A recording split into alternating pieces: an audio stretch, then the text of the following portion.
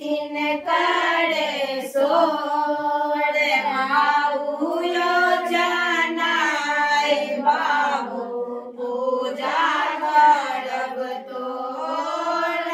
सावन के महीना पवनई तीन काळे सोड आऊयो जनाय बाबू पूजा उजड़े ज्योति जलाई के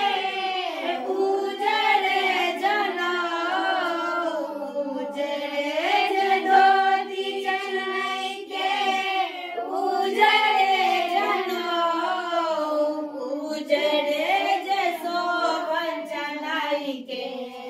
सिरऊ के पाग सावन के महीना पवनई तीन काळे सोड आऊयो जनाय बाबू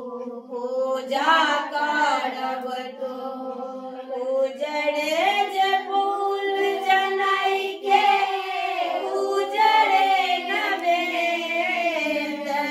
उजड़े जे बेली जनाई के उजड़े नवेद उजड़े जसोवन जनाई के सिर के चनान सावन के महीना पवनई तीन काळे सोड